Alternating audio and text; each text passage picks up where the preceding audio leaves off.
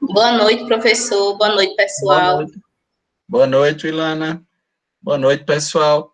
Então, hoje vamos dar continuidade à disciplina de Direito Penal 2, tratando da matéria referente à prescrição penal, que é uma das mais importantes causas de extinção da punibilidade.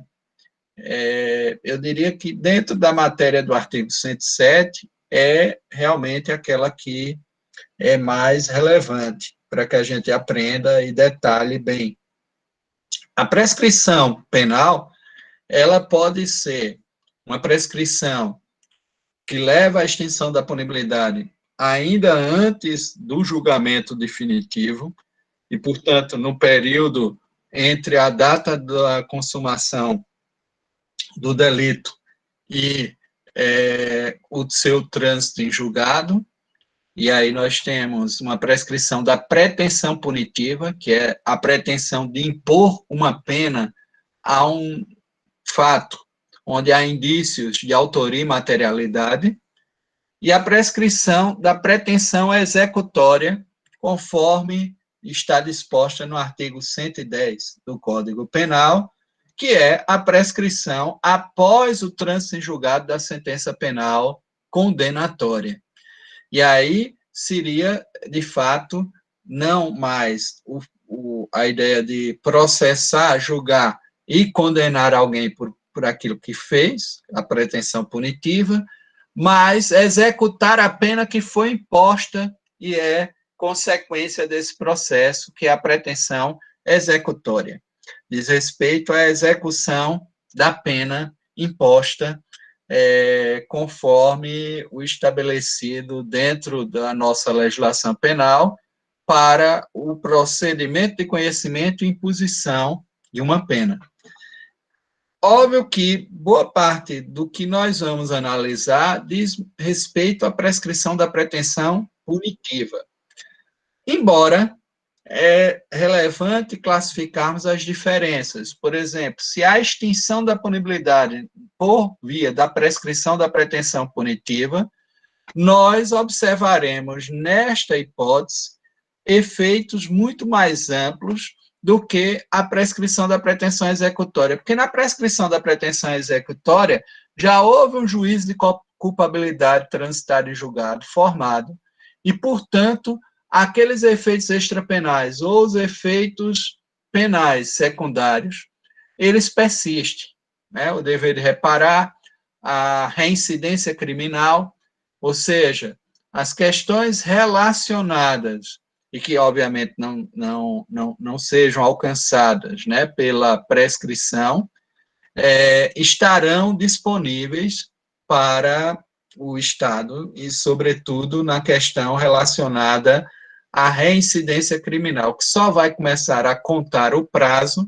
a partir da data dessa extinção da punibilidade, aquele prazo de 5 anos para retornar a um estado de primariedade, para retornar a uma situação de não reincidência criminal. Ora, quando eu vislumbro isso, a partir do que eu tenho aqui disposto no artigo 107 do Código Penal, e já fiz essa diferenciação entre pretensão punitiva e pretensão executória, outras distinções devem ser aí tratadas. Boa noite, Eli. Quais seriam? As que determinam uma classificação no tocante à prescrição da pretensão punitiva. A prescrição da pretensão punitiva, ela pode ser intercorrente ou subsequente, ela pode ser a prescrição da pretensão punitiva, intercorrente, subsequente ou retroativa. Hoje há uma discussão se há espaço ainda para a prescrição da pretensão punitiva retroativa, desde a alteração que foi feita pela lei 12.234, né, de 5 de maio de 2010. Essa alteração faz desaparecer um espaço, um lapso temporal anterior ao recebimento da denúncia ou queixa para a classificação da prescrição antes de ser decretado o seu trânsito em julgado. Portanto, alguns autores dizem que fez sumir a possibilidade da prescrição da pretensão retroativa. Mas se nós considerarmos que a prescrição da pretensão retroativa é uma que retroage à sentença penal condenatória e, portanto, está naquele espaço ou os espaços de interrupção anteriores, como a gente vai estudar aqui, é possível dizer que há, sim, um espaço limitado. Ela não tem a extensão que teve até 5 de maio de 2010, mas ela ainda existe dentro do nosso sistema jurídico penal. Ora, no tocante à matéria da prescrição, entendendo que ela leva à extinção da punibilidade, é muito importante a classificação estabelecida no artigo 109, que vai me dar os lapsos temporais para se observar a prescrição penal. Então, o artigo 109 do Código coloca o seguinte: a prescrição antes de transitar em julgado a sentença final, salvo antes de transitar em julgado a sentença final, é a prescrição da pretensão punitiva, salvo disposto no parágrafo 1º do artigo 110 deste Código, porque nós vamos ver, é uma exceção. Normalmente, a prescrição da pretensão punitiva, ela se baseia pelo máximo da pena em abstrato, entre as penas que estão ali previstas.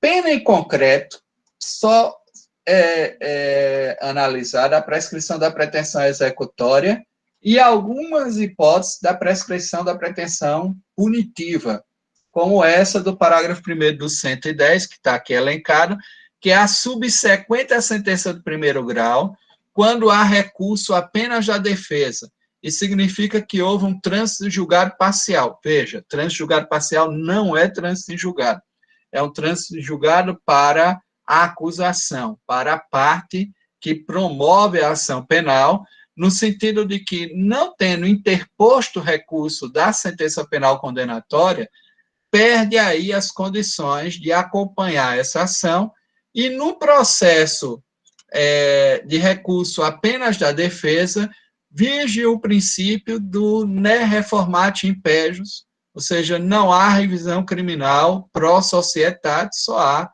a favor da defesa, a favor do réu. Então, nesse caso, não havendo como se prejudicar ainda mais o réu do que a pena que já lhe foi imposta no primeiro grau, nessas circunstâncias, a prescrição já pode ser medida pela pena em concreto. É uma prescrição da pretensão punitiva, mas é uma exceção à regra geral que está aqui estabelecida no 109, de que a prescrição da pretensão punitiva regula-se pelo máximo da pena privativa de liberdade combinada ao crime, o máximo da pena em abstrato.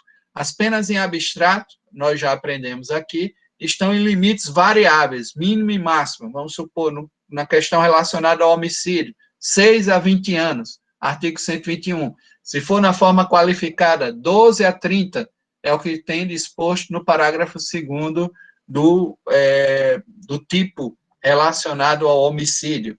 Portanto, nós temos, no artigo 109 do Código Penal, a disposição de que a prescrição da pretensão punitiva, que é aquela que vai ser avaliada antes do trânsito em julgado da sentença penal condenatória, ela é medida, ela vai ser avaliada, esses lapsos temporais que nós vamos dispor aqui no artigo 109, serão avaliados com base no máximo da pena em abstrato.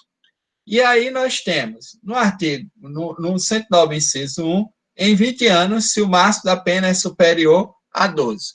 Tá, vamos falar aqui do 121, que é o homicídio, 6 a 20, óbvio, o máximo, mesmo na forma simples, está superior a 12, portanto, tanto na forma simples como qualificada, vai prescrever em 20 anos.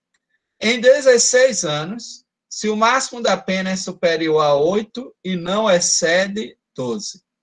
Ou seja, se não excede 12, até 12 anos, essa pena Por exemplo, a pena que é aplicada no artigo 300, vamos aqui para ele, que trata do peculato, né? O artigo 312, de 2 a 12 anos. Não excede 12, portanto, prescreve em 16. Né? A do homicídio excede os 12 anos, portanto, prescreve em 20.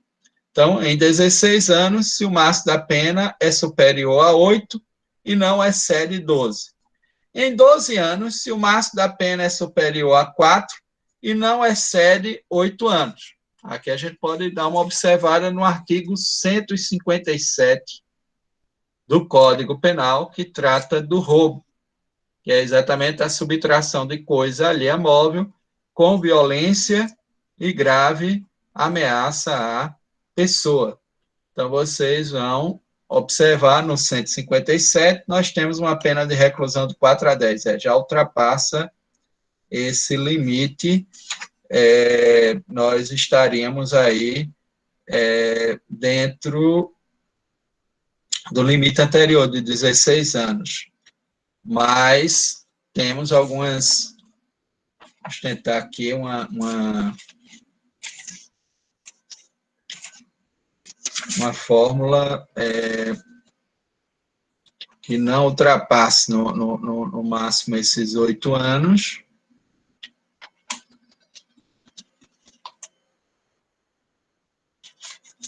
Para que fique mais claro para vocês o acompanhamento, né?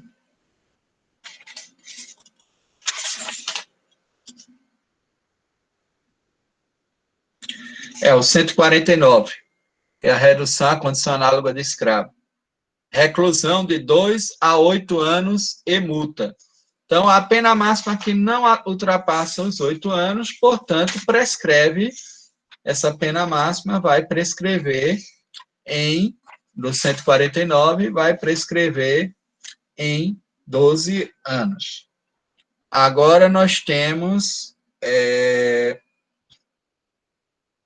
em 8 anos, o inciso 4, se o máximo da pena é superior a 2 e não excede 4 anos. Então, nós podemos observar aqui, se é superior a 2 e não excede 4 anos. Está dentro desse limite o abandono do incapaz, do 133, 6 meses a 3 anos, não excede 4 anos, né? Está dentro ele supera os 2 anos, mas não excede os 4 anos. Portanto, estaria em 8 anos esse limite para a prescrição. Em 4 anos, se o máximo da pena é igual a 1, ou sendo superior, não excede 2 anos. Então, se o máximo dessa pena é superior a 1 ano, em 3 anos, se o máximo da pena é inferior a 1 ano. Aqui tem um volume grande de tipos, onde o máximo da pena é lesões corporais leves, né, do artigo 129 do Código Penal. Então, nas lesões corporais leves, nós temos a seguinte quantidade de pena: detenção de 3 meses a 1 ano, não excede 1 ano. Portanto, ela é uma pena que é inferior a 1 ano. A pena é igual a 1 ano, seria em 4 anos. Desculpe-me. Lesões corporais já seria em 4 anos. São as penas inferiores a 1 ano, realmente. Então, tem no 147, que é a ameaça. É uma pena de detenção de 1 a 6 meses. Hoje estaria prescrevendo em 3 anos. Em 4 anos, essa de lesões corporais, porque é igual a 1 ano, ou sendo superior, não excede a 2. Então, a partir daí, entre 1 e 2 anos, vai ser em 4 anos. Então, nós temos no artigo 109 todo o lapso temporal para decretação da extinção da punibilidade, da prescrição da pretensão punitiva, em princípio, com base na pena em abstrato. Porque qual é o fundamento? A prescrição da pretensão punitiva é medida com base no máximo da pena em abstrato, que dentro dos limites variáveis mínimo e máximo é o limite máximo que é estabelecido. A prescrição da pena da pretensão executória é já com base na pena em concreto, aquela pena que foi aplicada ao réu. Agora, existem exceções para a prescrição da pretensão punitiva, onde eu vou poder fazer a medição desse mesmo lapso temporal, porque o artigo 109 é que vai sempre me fornecer o lapso temporal para a prescrição, com base, vejam só, na pena em concreto. É o que ocorre no tocante à prescrição, que é após a sentença condenatória de primeiro grau, mas que ainda cabe recurso, é uma sentença ainda recorrível, onde a acusação não recorra e tenha só recorrido o réu, você vai poder já fazer essa avaliação com base na pena que foi imposta em primeiro grau, porque não há uma revisão criminal, uma reforma possível que prejudique o réu num recurso apenas da defesa. É o que nós temos no parágrafo 1º do artigo 110. A prescrição depois da sentença condenatória com trânsito em julgado para a acusação, ou depois de improvido o seu recurso, também depois de improvido o recurso da acusação, a acusação não recorre, ou se recorreu, teve o recurso improvido. Regula-se pela pena aplicada, não podendo em nenhuma hipótese ter termo inicial, data anterior à denúncia ou queixa. Depois a gente vai compreender um pouco essa limitação que foi dada pela Lei 12.234, de 5 de maio de 2010.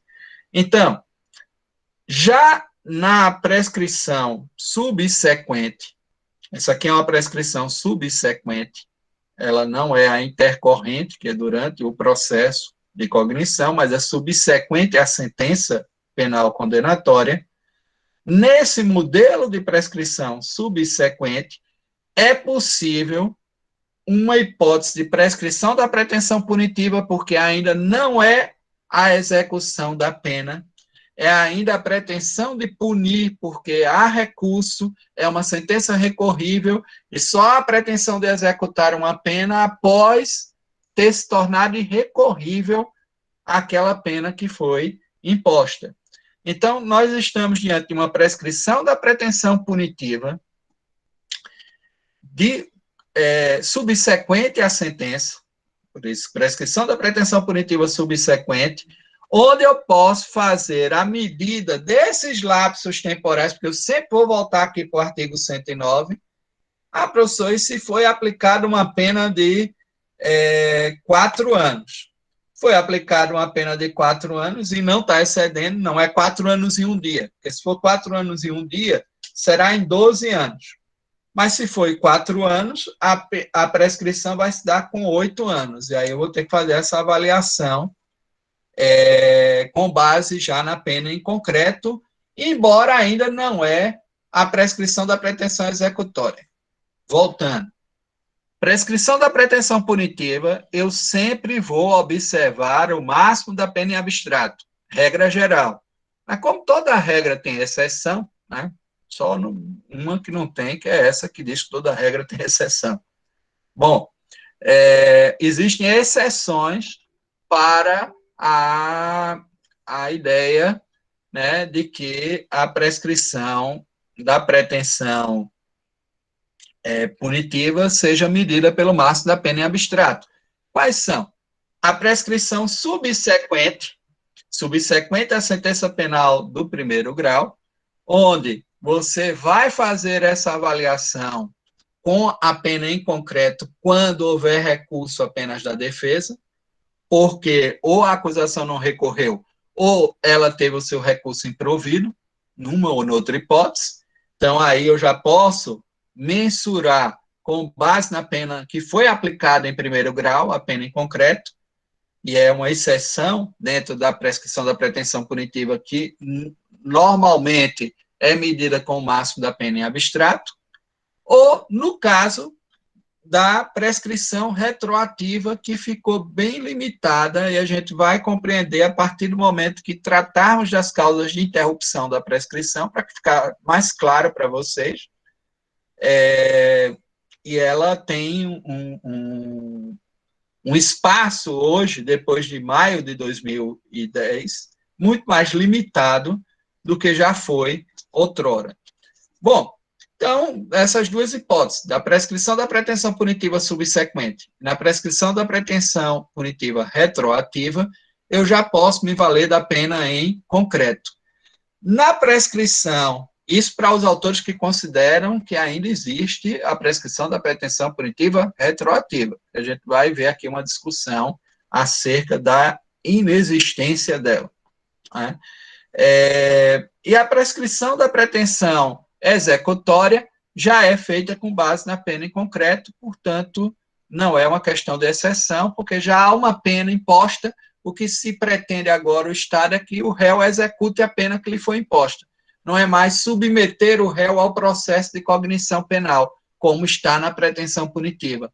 É uma pretensão de executar a consequência desse processo, de fazer o título executório valer, e, portanto, o que se tem aí é a pretensão executória. Bom, então nós temos claramente aqui essas duas hipóteses de prescrição. A prescrição da pretensão punitiva, a prescrição da pretensão executória. A punitiva se classifica em, pelo menos, atualmente, em duas, né? A intercorrente e a subsequente. Eventualmente, eu posso falar na retroativa, mas sobre algumas condições bem limitadas, como a gente vai tratar. Então, essa é a classificação da prescrição da pretensão punitiva. Tratando ainda da prescrição da pretensão punitiva, é preciso estabelecer qual o termo inicial para esta prescrição. De qual momento eu vou começar a contar esse prazo do lapso prescricional que me é dado pelo artigo 109. O artigo mais importante para a contagem desse prazo prescricional sempre será o artigo 109 do Código Penal, porque ele me oferta esses lapsos temporais. Mas há um outro artigo tão relevante quanto, que vai me dar o termo inicial para a contagem da prescrição. O termo inicial para a contagem da prescrição é dado pelo artigo 111. A prescrição, antes de transitar em julgado a sentença final, começa a correr, inciso 1, esse é o termo geral, do dia em que o crime se consumou. Vocês sabem que eu posso dar vários disparos, sei lá, contra alguém, né? E a pessoa só vir a falecer um mês depois. Ora, o crime foi tentado no dia 30 de março e a pessoa morreu no dia 30 de abril. Então, eu vou começar a contar o lapso temporal que está dado aqui pelo 109, na data em que efetivamente a morte, o resultado morte foi produzido, porque é a data em que o crime se consumou. Portanto, é diferente daquela ideia da fixação do tempo do crime, que é na data da ação, omissão, ainda que outro seja o momento do resultado, que está no artigo 4º, que é o princípio da atividade por tempo do crime. Aqui não. O termo inicial é a data em que efetivamente se reúnem todos os elementos do tipo. É quando há a consumação do delito. Mas aí, se for tentativa, professor, aí vem logo no inciso 2. No caso de tentativa, no dia em que cessou a atividade criminosa, no dia em que foi praticado o último ato executório, e não resultou na consumação, porque não conseguiu levar a reunião de todos os elementos do tipo. Portanto, o inciso 2 diz que no dia em que a tentativa foi cessada, é que eu vou começar a contar o prazo prescricional. Nos de bigamia e no de falsificação ou alteração do assentamento do registro civil, na data em que o fato se tornou conhecido. Aqui teve aquele caso lá em Goiás, do 242, que é exatamente alteração do estado de filiação, que só é feito com alteração também do registro civil. Uma mulher sequestrou uma criança numa maternidade e levou-a para outra cidade e ali registrou como se fosse seu filho. E isso só foi descoberto 10, 12 anos depois, aliás, 16 anos depois, né? Quando esse rapaz, com o nome Pedrinho, já tinha 16 anos, ele descobriu quem era a sua verdadeira mãe, seu pai, e descobriu que tinha sido vítima desse delito de alteração, né, do estado de filiação. E, portanto, a defesa, na época, me lembro que tentou, né, tratar dessa matéria, né, do crime. Tem duas coisas aí, né? Mesmo que a alteração tenha se dado no registro, só quando o fato se torna conhecido é que, de fato, essa lesão se apresenta. Porque alguns poderiam dizer, mas, professor, isso não seria propriamente já um crime permanente, porque já tem no inciso 3 também, nos crimes permanentes, no dia em que cessa a permanência, como o caso do sequestro, que é o dia em que a pessoa é colocada em liberdade. Então, eu não vou contar no dia em que ela foi sequestrada, porque ele pode ficar 6 meses no sequestrado, né, privado da sua liberdade. Naquela data, ele conseguiu escapar ou cessou a atividade de privação da liberdade, e aí você vai ter o termo inicial para a contagem do lapso prescricional. Vai ser no dia em que cessa a permanência do crime. Nesse caso, no inciso 4, não, porque a alteração se deu, é apenas que eu estou considerando que eu vou levar em conta a data em que o fato se torna conhecido, a data em que Pedrinho tomou consciência de que seus pais, na verdade, eram outros e aquela era a sua, uma hipótese aí de sequestradora, né? Não era uma mãe. E no 242, o fato efetivamente tornou-se conhecido dessa alteração, a mesma coisa da bigamia. A vítima da bigamia é o segundo nubente, que só vem a tomar conhecimento, ou mesmo o primeiro, que não tenha conhecimento da nova núpcia, né, tomada, a partir do momento que toma conhecimento desses registros, é que começa a contagem, inicia, porque aqui é o termo inicial da prescrição. Quando é que o prazo prescricional começa a contar, né? O artigo 111 é indispensável para que a gente trate disso.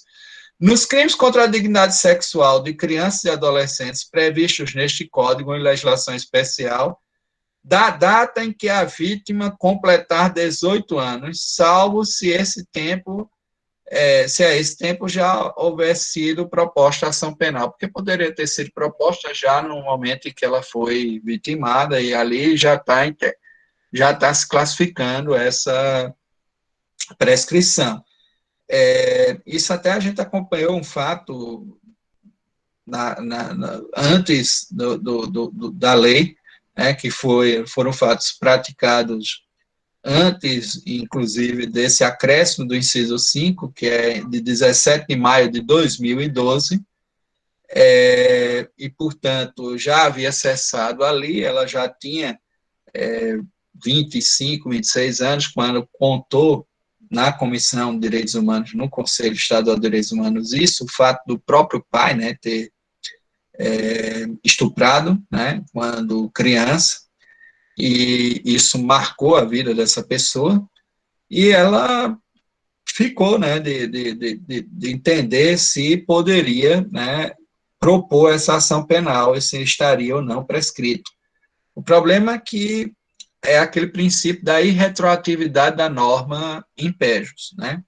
Então, ela não poderia propor, porque quando o último fato foi praticado, foi bem antes de 2012, né? Ela nos procurou já com uma certa idade, em 2013, e já estaria, aí não é uma questão de prescrição, mas é porque não há como fazer essa contagem, já que a lei não pode retroagir para prejudicar. mas a partir de 2012, essa contagem é possível, ou seja, as pessoas podem ter sido vítimas e só poderem propor a ação ou tomarem a capacidade de propor essa ação aos 18 anos. Então, é a partir daquela idade que ela completa, que a vítima infantil, adolescente, completa os 18 anos, que eu vou contar o lapso prescricional nesses crimes contra a dignidade sexual. Estupro de vulnerável, inoportunação sexual, são os tipos que estão a partir do 213 do Código Penal. Então, vejam, o artigo 111 vai determinar quais são os termos iniciais para a contagem do prazo prescricional, mas normalmente vai ser da data em que o crime foi consumado. Essa é a fórmula mais comum. A não ser que seja um crime permanente, aí, como a consumação dele está prolongada no tempo, é da data em que cessa a permanência. Normalmente, é da data em que o crime foi consumado, ou se foi numa tentativa, da data em que cessou, ou que foi praticado o último ato executório e cessou o fato tentado. Bom, dentro dessas hipóteses que nós temos no 111 com relação ao termo inicial, é lógico que a gente vai... No 112, e esse termo inicial do 111 diz respeito à prescrição da pretensão punitiva. No 112, na prescrição da pretensão executória, eu tenho, no caso do artigo 110 deste Código, o artigo caput trata da prescrição da pretensão executória, a prescrição começa a correr, inciso 1, do dia em que transita em julgada a sentença condenatória para acusação ou que revoga a suspensão condicional da pena ou do livramento condicional. Em que houve essa revogação da suspensão do livramento para uma unificação, porque geralmente, naqueles casos de revogação obrigatória, vocês viram muito bem com Ilana, com Melissa, há uma unificação, e aí eu vou começar, no dia dessa revogação, a contar o lapso prescricional para a pretensão executória. Inciso 2, do dia em que se interrompe a execução, salvo quando ao tempo da interrupção deva computar-se a pena. No dia da fuga, por exemplo, a fuga a gente vai ver aqui que é uma das causas de interrupção da prescrição penal.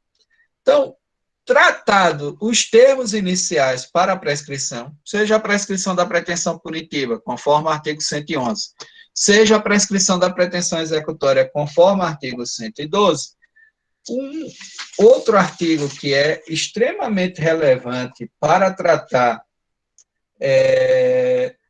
da questão da prescrição diz respeito às causas de interrupção da prescrição. Aqui era até interessante, quando a gente estava, que tinha um quadro, eu podia colocar mais ou menos numa linha temporal para que vocês compreendessem melhor, né, essa questão do curso da prescrição, quando ele se interrompe. Então, as causas de interrupção da prescrição, dada pelo artigo 117, nós temos, pelo recebimento da denúncia ou queixa. Denúncia é o ato do Ministério Público no pedido de condenação formulado perante um juízo penal.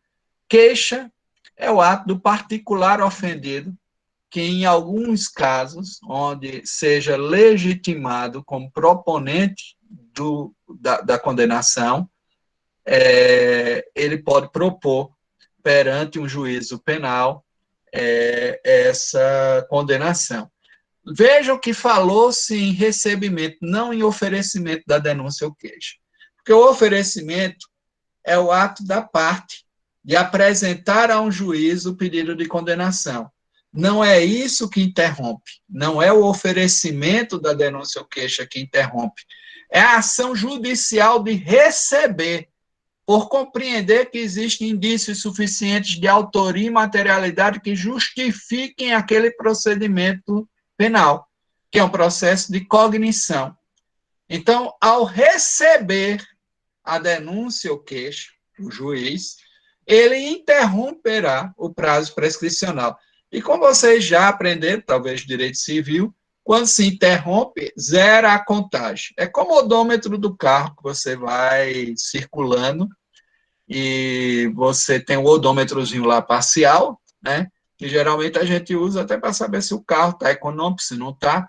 Então, à medida que eu vou reabastecer, que eu chego no posto, depois de ter rodado uns 500 quilômetros, e se o carro for econômico, eu vou lá e zero o odômetro, aí começa tudo de novo, ou seja, tudo a correr novamente. É o que ocorre na questão da interrupção.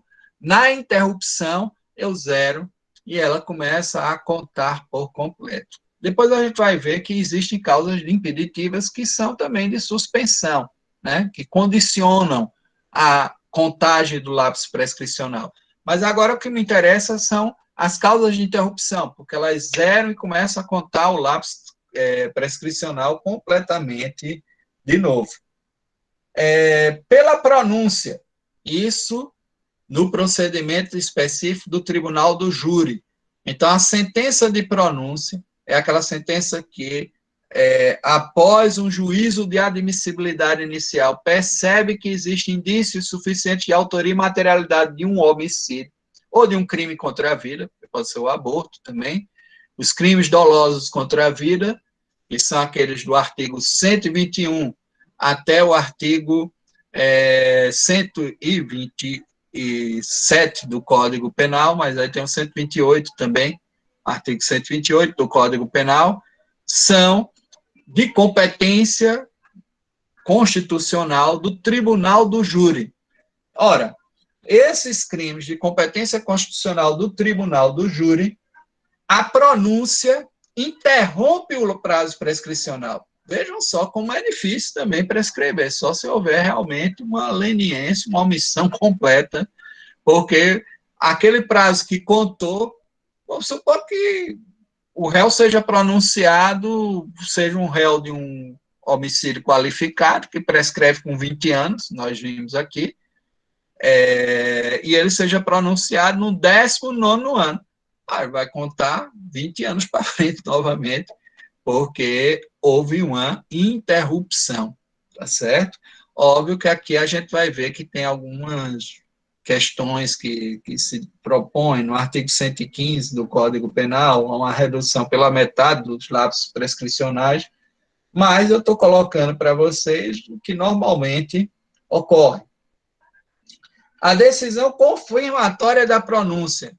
Então, a decisão colegiada, o acórdão, né, confirmatório da pronúncia, e aí vai ser com a diferença da sentença. A sentença tem a ver realmente com o verbo sentir, com cognício, né, com conhecer aquele fato e, portanto, sentir e produzir uma decisão, mas é um órgão monocrático.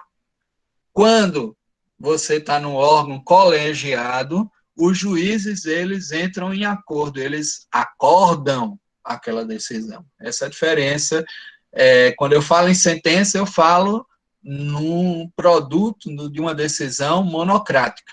Quando eu falo em acórdão, eu falo no produto de uma decisão de órgão colegiado, de uma das câmaras de tribunais, do próprio pleno, né? Eles acordam, eles entram num acordo sobre uma determinada matéria, tá certo? Então, a questão da pronúncia é ainda uma sentença. A decisão confirmatória da pronúncia geralmente é um acórdão que confirma aqueles indícios de autoria e materialidade e, portanto, o processamento também vai interromper a prescrição e começa a contar tudo do zero. É como se fosse só o odômetro parcial que você zera e começa a contar de novo. Bom, pela publicação da sentença ou acórdão condenatórios recorríveis. A publicação da sentença ou do acórdão recorrível, publicação. Veja, falou-se em publicação, não falou-se em prolatação. Hoje, esse ato, diante do mundo digital é super ágil, né? Basicamente, o juiz, na hora que prolata, já publicou, porque o processo eletrônico é muito rápido a divulgação disso. Mas antigamente existia a sentença prolatada lá no cartório, o juiz tinha prolatado, mas o chefe do cartório não tinha ainda publicado. Não havia publicação. O ato de publicar é diferente de prolatar, e tinha essas pegadinhas que às vezes surgem em provas, né?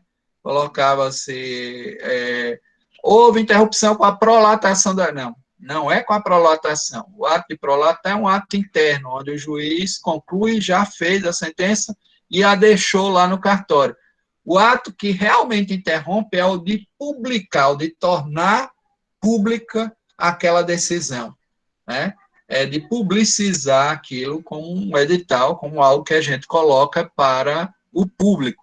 É, portanto, uma outra, um outro fato que não é o da prolatação da sentença. Então, nós temos, no artigo 117, o recebimento da denúncia ou queixa, a pronúncia, a decisão confirmatória da pronúncia, a publicação da sentença ou acórdão condenatórios recorríveis, e aí nós vamos ter claramente uma situação, no caso da publicação da sentença ou acórdão recorríveis, que não é a prolatação, a gente já falou aqui, quando isso se torna público, quando se toma as providências para divulgação, né, dessa decisão.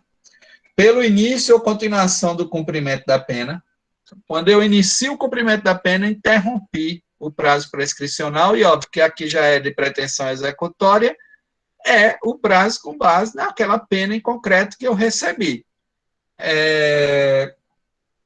Ou continuação, na fuga. E aí tem uma coisa interessante nessa questão. Vamos supor que eu tenha recebido uma pena de 8 anos. Como não excede 8, nós vamos ter uma prescrição aí com 12 anos. Né? Então, eu fujo. Passei 6 anos fora. Aí sou recapturado. Ora, faltavam 6 anos ainda para extinguir, eu vou ter que executar aquela pena que eu interrompi. Mas, isso em princípio, eu estou dizendo com 8 anos, mas vamos supor que a pessoa tenha iniciado a execução da pena e tenha executado desses 8 anos, 4 anos. Como 4 anos é o prazo aqui, em 8 anos, em 12 anos, se o máximo da pena é superior a 4, né, prescreveria em 8 anos. Supor que ele passou fugado 6 anos, não extinguiu a punibilidade, porque a pena era de 4 anos que ainda faltavam para ele executar. Mas vamos supor que ele tenha passado fugado 9 anos.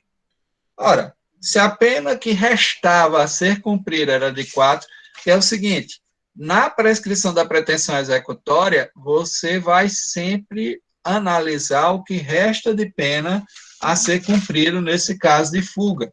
Veja, é o que diz o artigo 110. A prescrição, depois de transitar em julgado a sentença condenatória, regula-se pela pena aplicada e verifica-se nos prazos fixados no artigo anterior, os quais se aumentam de 1/3. E aí também tem uma questão que não é possível esquecer. Os prazos fixados no artigo anterior, quando forem analisados, vão ser aumentados de 1/3 se o condenado for reincidente. Aí eu vou ter que sempre alertar que 20 anos, aí eu vou aumentar de 1/3, vai ser 6 anos e 6 meses, então são 26 anos e 6 meses, se for reincidente. Essa reincidência aqui é geral, não é dolosa e específica, qualquer reincidência já vai fazer um acréscimo do prazo prescricional para os réus reincidentes. Mas a ideia é que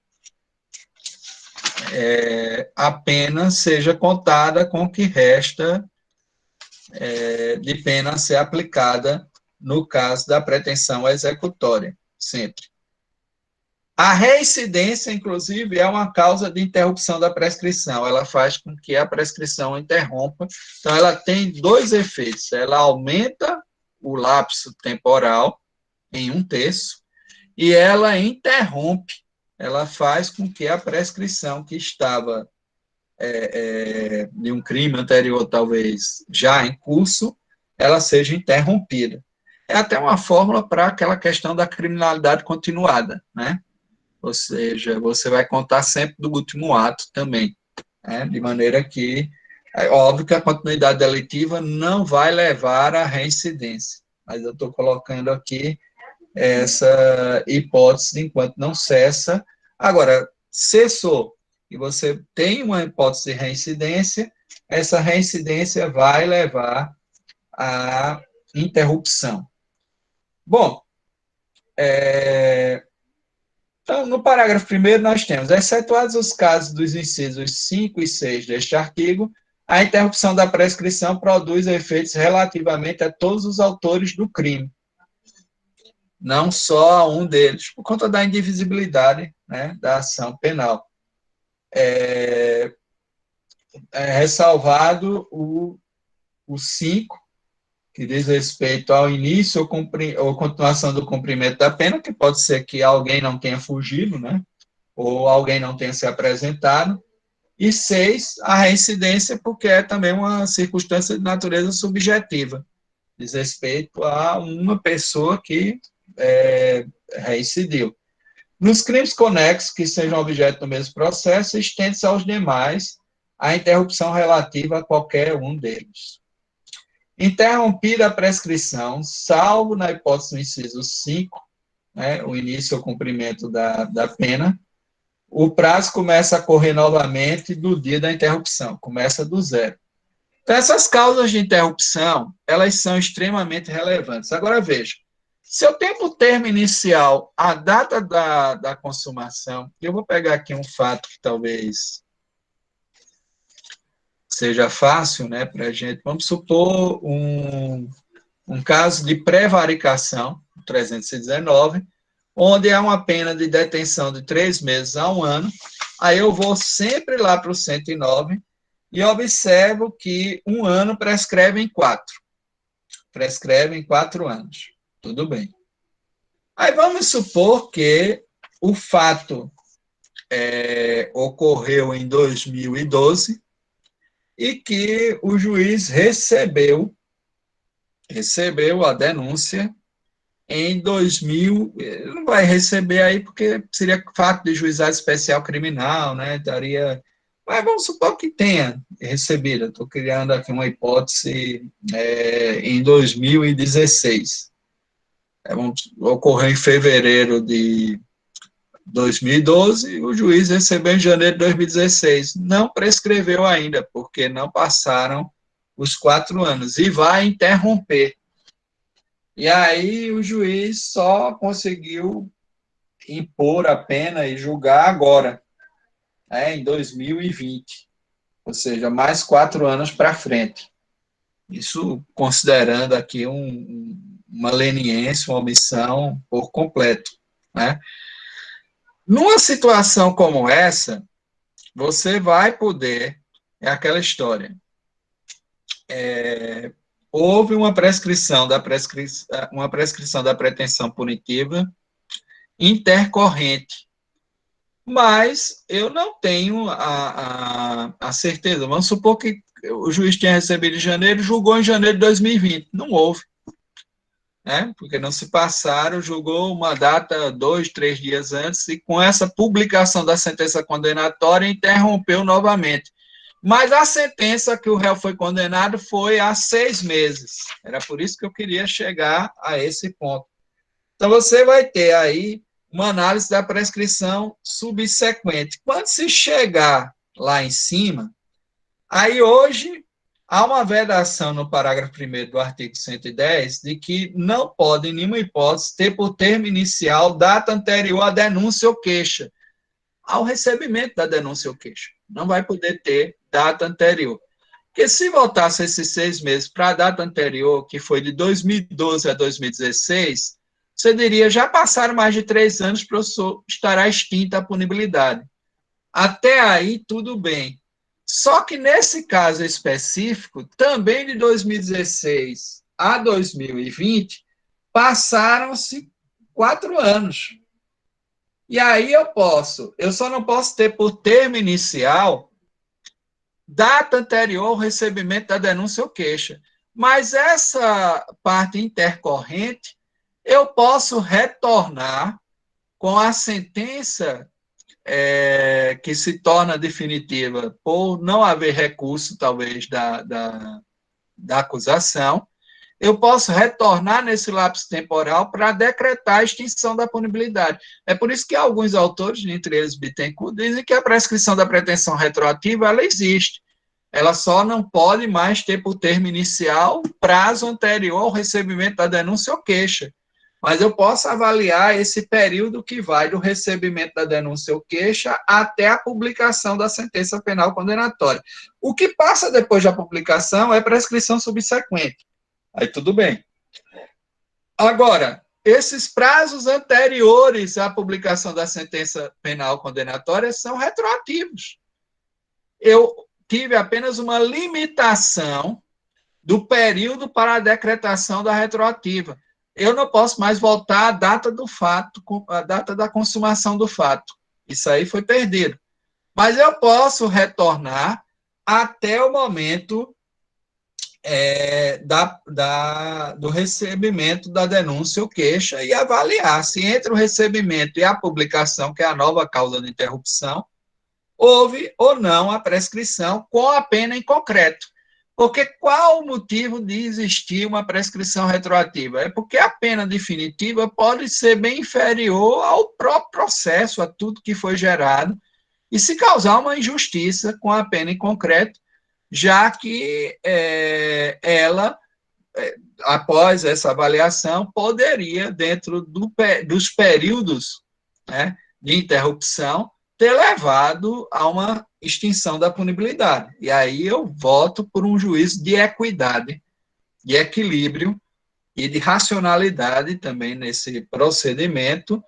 Muitos autores diziam que a prescrição da pretensão retroativa incentivava a impunidade, principalmente porque há vários delitos, e principalmente de sonegação tributária, um dos principais órgãos, né, que pressionaram essa reforma de 2010, né, de 5 de maio de 2010, foi o Ministério Público Federal, porque dizia que quase nunca a apropriação indébita previdenciária ou sonegação tributária, 168A, né, do nosso código, ou sonegação, artigo 1º da Lei 8.137, eram condenados porque chegava-se numa pena em concreto baixa, que voltava-se aos períodos anteriores da sentença e levava à extinção da punibilidade, com prescrição da pretensão punitiva que gerava todos os benefícios ao réu. O réu não era mais declarado reincidente, ele voltava, né, a um estado de primariedade. Portanto, eles eram contrários à prescrição da pretensão punitiva retroativa.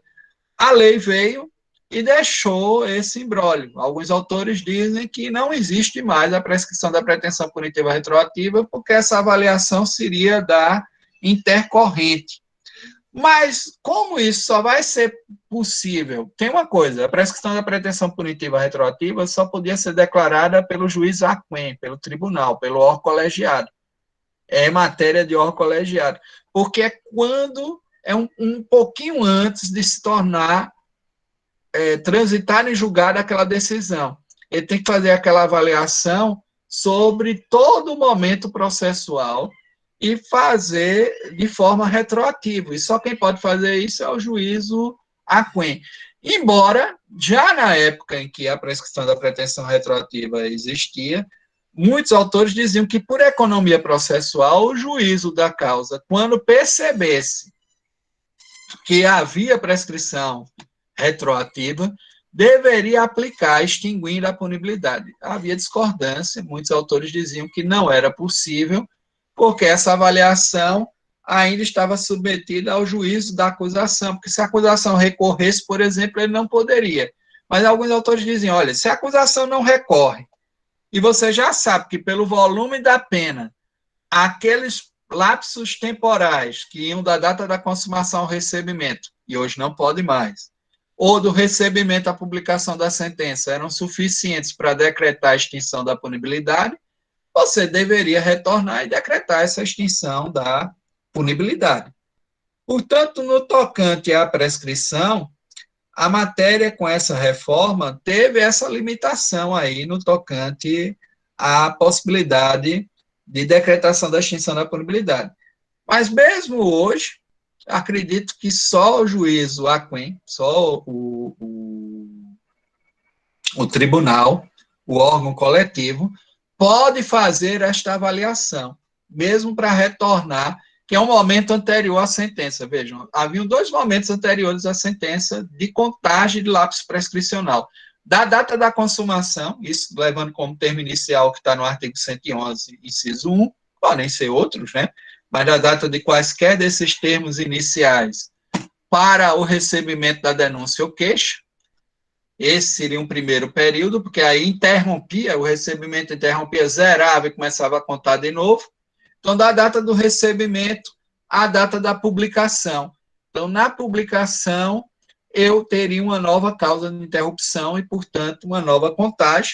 E aí, só na subsequente, quando eu fizesse uma análise antes do trânsito em julgado, voltando para os períodos anteriores, é que eu poderia fazer essa classificação da extinção da punibilidade.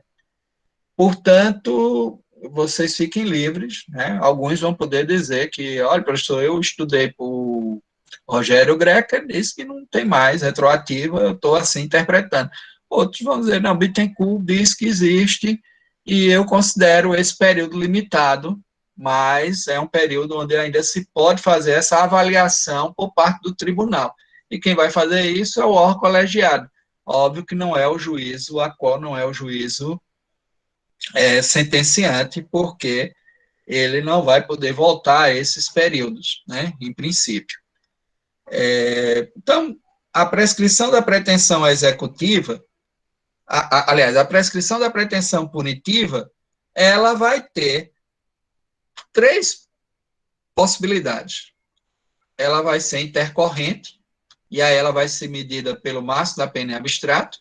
Ela vai ser subsequente, em princípio também é medida pelo máximo da pena em abstrato, só que, excepcionalmente, se houver recurso apenas da defesa e a acusação não tiver recorrido ou tiver tido o seu recurso improvido, eu vou poder medir pela pena em concreto, aquela pena que foi imposta na sentença condenatória ainda de primeiro grau recorrível.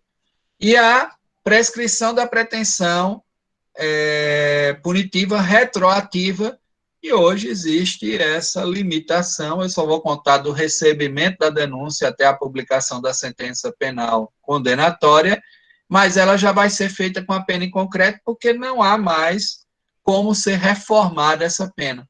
Eu vou voltar a esse período apenas por uma questão de justiça, de equidade, para entender se durante esse período do processo houve o lapso prescricional. Não, ela é intercorrente, subsequente e retroativa, que é recorrente. A recorrente, na realidade, é a subsequente, que é do recurso em diante, entendeu, Yasmin? Então, ela é intercorrente durante todo o processo e toda a cognição.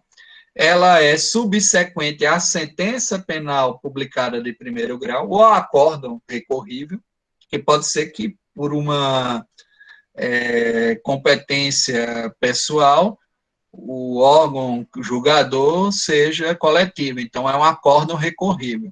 Essa publicação do acórdão recorrível também é um elemento de interrupção.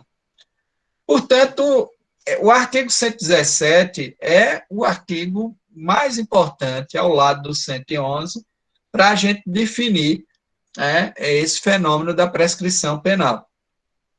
A prescrição da pretensão punitiva, máximo da pena em abstrato. exceções da prescrição da pretensão punitiva. A subsequente, quando houver recurso apenas da defesa, porque a acusação não recorreu ou teve o seu recurso improvido, e a retroativa, porque eu já vou ter uma base única de pena em concreto, tanto numa como noutra, que posso fazer a mensuração do lapso prescricional. Aí a medida do lapso prescricional vai ser com base na pena em concreto, nessas duas hipóteses, tá certo? Temos algumas questões que são aqui colocadas, né, no artigo 115, por exemplo. São reduzidas da metade os prazos de prescrição quando o criminoso era ao tempo do crime menor de 21 anos. Então, vamos supor que naquele caso lá da prevaricação, foi um servidor público que fez um concurso muito cedo, entrou lá com 19 anos, com 20 praticou isso. Então, aquilo ali era 4 anos. Eu disse a vocês que foi um fato que acabou sendo indiciado e recebido no juízo em 2016, um fato praticado em 2012. Como ele é menor de 21 anos, era menor de 21 na data do fato, prescreve com 2, não com 4. Portanto, estaria extinta a punibilidade. Observem que é um benefício que se dá à menoridade. E aí é essa 21 anos, né?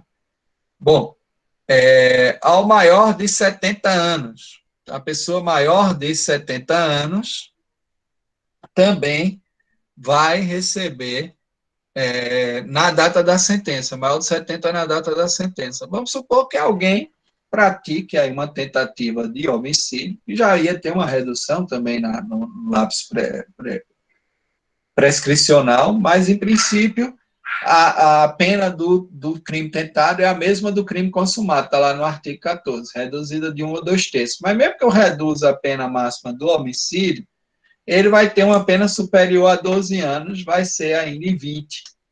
Então, conheci um senhor que uma vez praticou uma tentativa de homicídio, ele praticou isso em 83, foi pronunciado em 91, então veja o lapso temporal que tinha isso, e em 2001 foi marcado o júri. Bom, é porque teve embargo, demorou-se demais. Teve uma decisão confirmatória de pronúncia ainda em 91, mas quando voltou, não fizeram. Parece que ele passou também fugido, né, um período sem se apresentar, e aí eles não puderam fazer o júri. O júri acabou sendo marcado lá para 2001.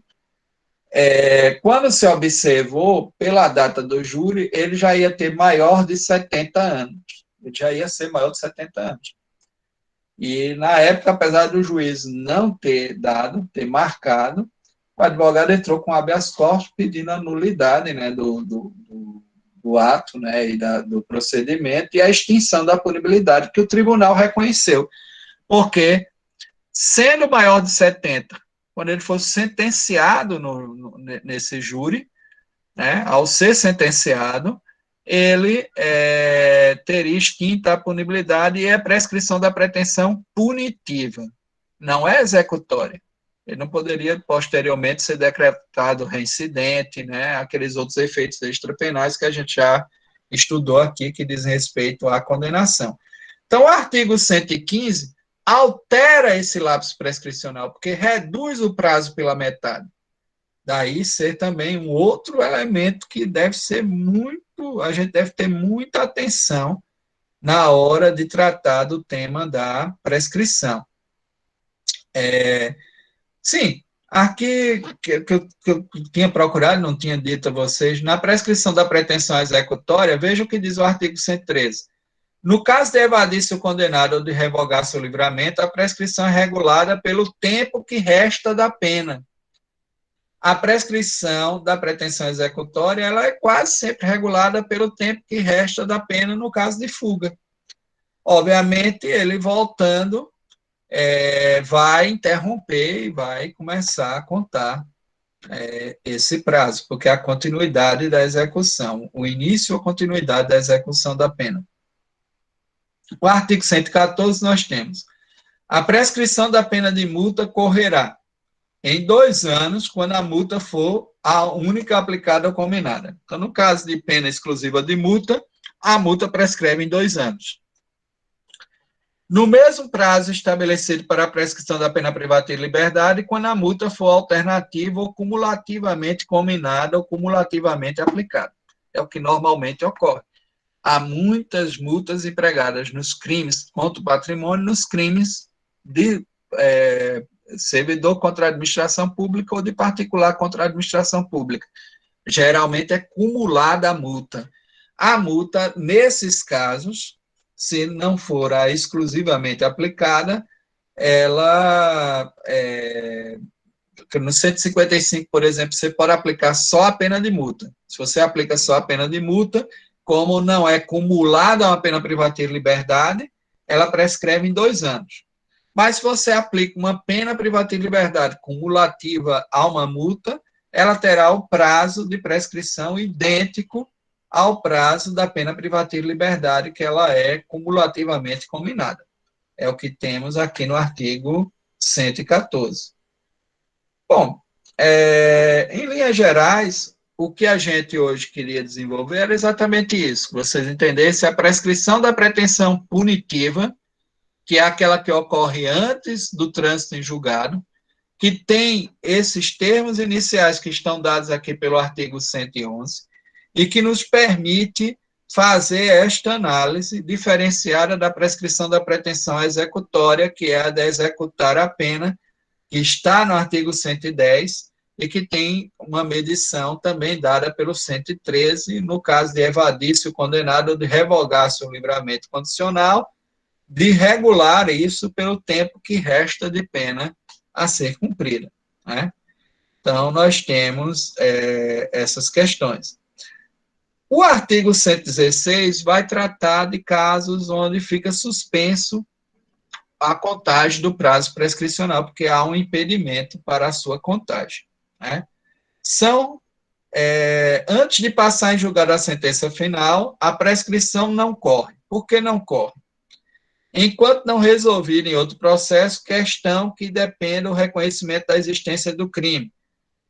Por exemplo, pode ser que um casamento seja inexistente ou nulo, por conta de uma... E aí eu precise dessa sentença civil para a questão da bigamia.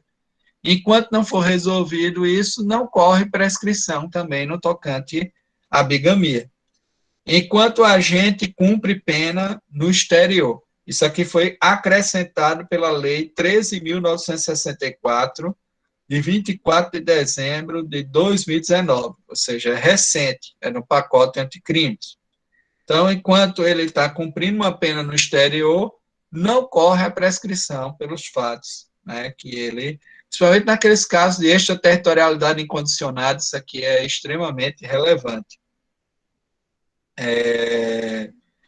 Na pendência de embargos de declaração ou de recurso aos tribunais superiores, quando inadmissíveis. Então, na pendência desses embargos de declaração ou de recurso aos tribunais, é aquela ideia também do recurso meramente protelatório, quando ele não é admitido, esse prazo, ou durante esse período, não fica correndo mais a prescrição, que era um artifício muito comum, aquilo que eu até falei na análise do meu texto aqui, sobre a mercantilização do sistema penal brasileiro.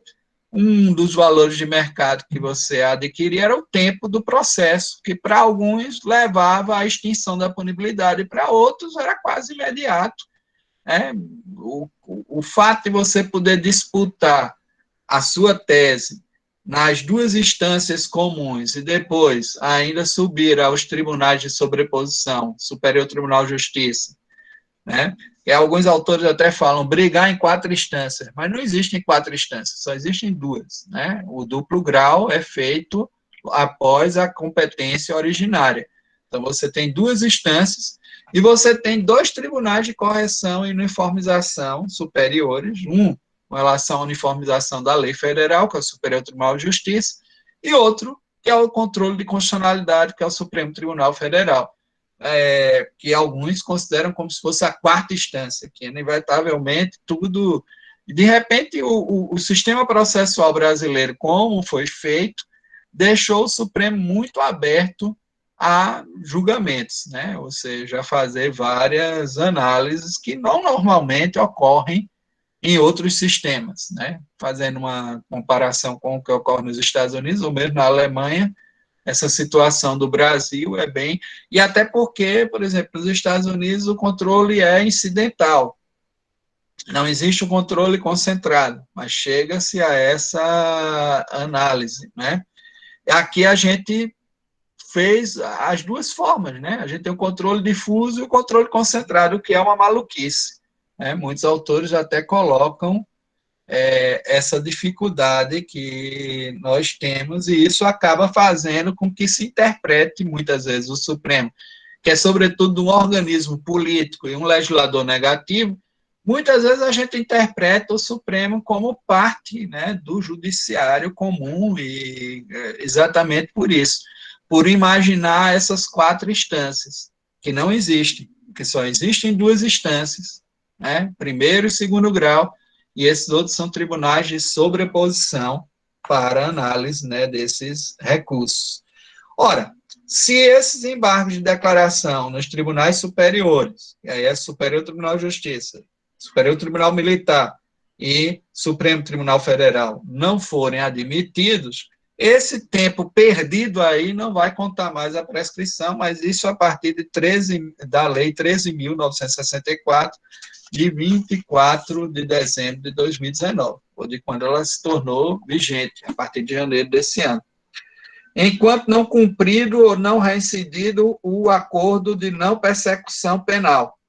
Também o acordo de não persecução penal, enquanto ele não for cumprido, ele não vai fazer correr o prazo. Então, depois de passar em julgado a sentença condenatória, a prescrição não corre durante o tempo em que o condenado está preso por outro motivo. Então, enquanto ele está preso por outro motivo e não unifica, não começa a execução dessa pena, e geralmente a gente executa primeiro a pena de reclusão para depois a detenção, então, a prescrição da detenção enquanto ele está preso pela de reclusão não corre, né? É essa a questão que está aí no 116, que são fatos que levam a essa suspensão do prazo prescricional. Hoje a gente tratou da prescrição, esquecemos de falar na questão constitucional de que só o racismo e a ação de grupos armados contra o Estado Democrático de Direito, conforme o artigo 5º da Constituição, estão classificados como crimes imprescritíveis. Aí a gente poderia até fazer uma deixa, né? Mas o professor só não falou que, pelo Estatuto do Tribunal Penal Internacional de Roma, e nós aderimos à jurisdição dos Tribunais Penais Internacionais, dos quais fazemos parte, e principalmente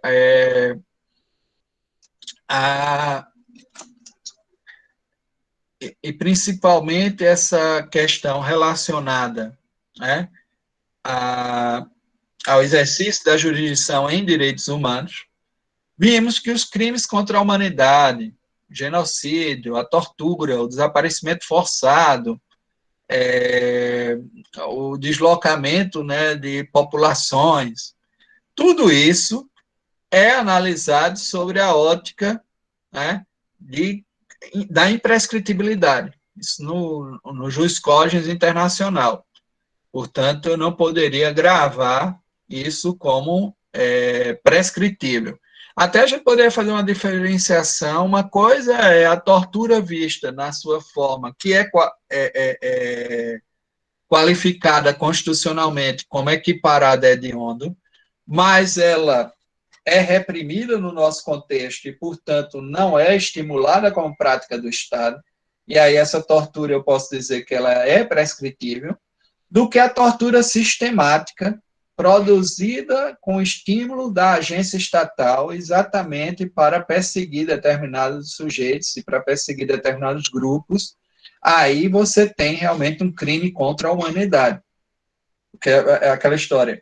Não dá para classificar no livro Nunca Mais, o que houve propriamente durante o período de exceção, do período da ditadura militar. Não é que a tortura passou a existir ali, ela já existia, ela é empregada no nosso cotidiano, infelizmente, né? E até alguns autores dizem que essa diferenciação que eu faço é falsa, porque ela continuou sendo empregada contra os corpos negros, hoje é o Dia da Consciência Negra, né?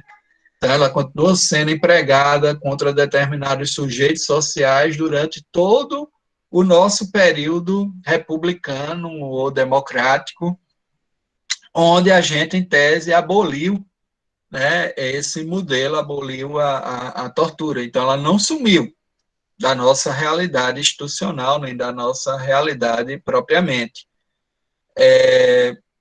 Portanto, alguns dizem que ela é sempre um crime contra a humanidade, não importa essa distinção. Mas, normalmente, as cortes internacionais interpretam que, quando esses fatos ocorrem nas delegacias, comumente, ou na forma equivocada, né, das rotinas policiais, né, esse fato é um fato comum, né, está dentro da ideia da prescritibilidade, aqui, né, dentro desse contexto. Mas quando ela é produzida pelo Estado, né, dentro de um estímulo de alguma agência estatal e reproduzida sobre determinados corpos, determinados sujeitos, determinados grupos sociais, de maneira sistemática, eu vou ter um crime contra a humanidade. E aí eu vou ter que gravá-la com a ideia da imprescritibilidade. O mesmo ocorre com relação ao extermínio de pessoas, né, a ação de extermínio vinculada a determinados grupos de maneira sistemática, produzida a partir da ação estatal, eu vou ter um crime contra a humanidade. Agora, a ação normal, normal não, mas que comumente ocorre de grupos de extermínio que nós temos no nosso contexto, por mais grave que seja, e eu também gravo assim, não estaria dentro dessa ideia da imprescritibilidade, seria um fato prescritível. Embora tudo isso, se eu fizer uma análise das convenções internacionais de direitos humanos e sobrepor isso mesmo ao nosso quadro constitucional, o que também é algo questionável e não vem sendo assim tratado, pelo menos pelo Supremo Tribunal Federal.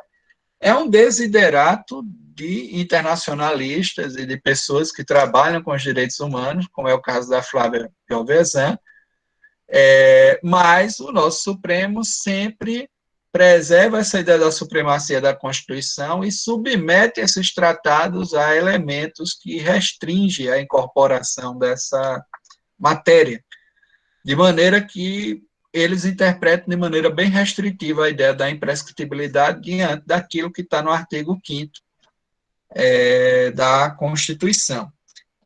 O que os internacionalistas dizem é que essa imprescritibilidade já estava dada mesmo antes da Constituição, seria algo que informou ela e que a Constituição aceita ao se fixar, né, nos tratados, além dos direitos e garantias que estavam firmados ali no artigo 5º e que foram colocados pelo Constituinte originário, nós também aceitávamos aquilo que era proveniente dos direitos e tratados de direitos humanos, né, dos princípios e tratados de direitos humanos, das quais, normas dos tratados de direitos humanos, do qual o Brasil faça parte. E aí tínhamos que ter gravado também isso com a ideia da imprescritibilidade. Bom, de maneira geral, o homicídio, que é o fato mais grave que pode ser praticado, não é imprescritível, já vimos aqui que, com base no artigo 109, ele prescreve com 20 anos, de acordo com o 109, inciso 1. Portanto, nós temos aqui algumas condições, né, em que avaliamos, né, dentro dessas medidas, a prescrição penal, a partir também da ótica constitucional. Fundamentos para a prescrição são fundamentos de política criminal, aquela ideia da certeza da condenação e da imediatez da pena, para que nessa dilação a vítima não se torne o réu, ou seja, o réu que às vezes está bem inserido socialmente, já resgatou o seu prestígio social e de repente se vê processado e condenado. Isso pode trazer um mal-estar muito grande para o Estado também. Então, é preciso dar-se um prazo para que o Estado exerça, e também a limitação do poder de punir do Estado, que interessa a vivência da cidadania e as liberdades, né, pessoais e públicas, exatamente para se evitar que o Estado puna, né, com justificativas as mais diversas e em qualquer ocasião, em qualquer momento, sem um fundamento mais sólido. Então, há fundamentos políticos criminais, sim, para a prescrição, lá desde o Beccaria, quando ele dizia que você não deveria, o processo deveria ter um tempo racional, um tempo razoável, para evitar que, ao se distanciar do fato, o réu também fosse vitimizado e você achasse que aquilo que estava se produzindo era uma injustiça. Portanto, a gente precisa fazer essa avaliação no tocante aos fundamentos para a prescrição, tá certo? Alguma pergunta?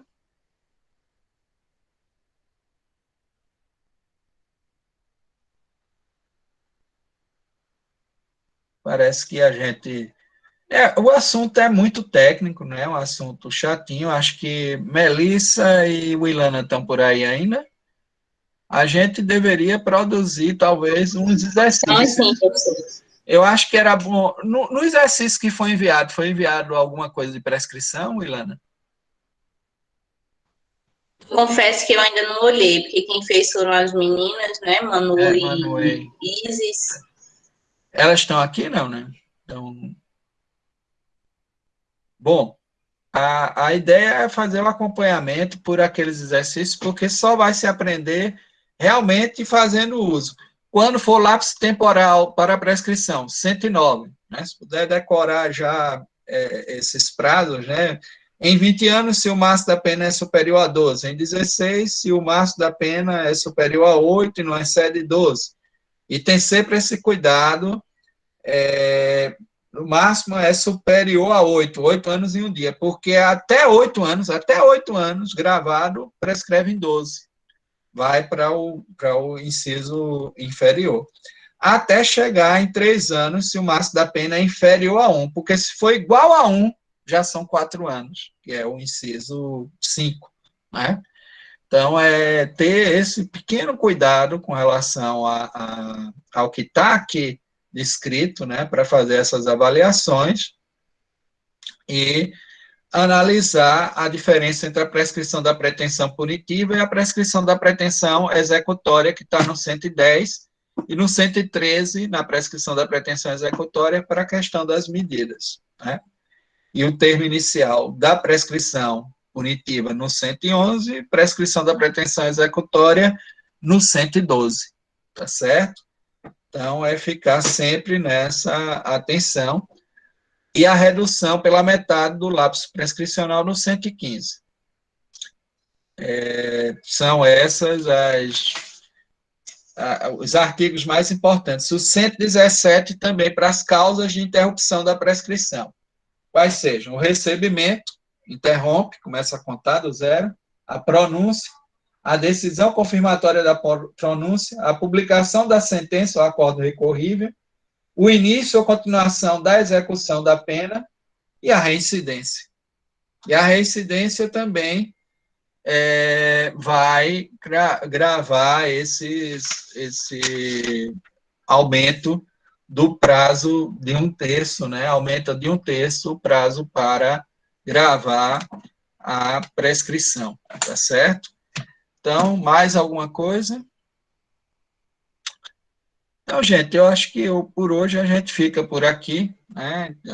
Para a semana a gente continua a matéria tratando do perdão judicial na segunda-feira, tá certo? Nos vemos segunda. E já queria, Ilana, talvez já começar a tratar de algumas. A gente pode fazer outras. A gente pode trazer algum exercício, Ilana, na segunda, só sobre prescrição. Podemos sim. Uhum, só sobre Você poderia prescrição? pensar, só sobre prescrição, a gente faz aqui em Certo. sala. Porque é bom Tá, ok. mobilizar isso aí. Porque não, assim, uma coisa é a parte teórica, outra coisa é você pegar casos práticos, que a gente não precisa botar lá no Siga Esse, não. Você pode Sim, colocar lá sim. no grupo e a gente faz aqui, tá certo? Certo. A gente Ok. faz aqui, só sobre prescrição, tá bom? Então, um abração, gente, até segunda. Até. Bom final de semana. Tchau, vocês.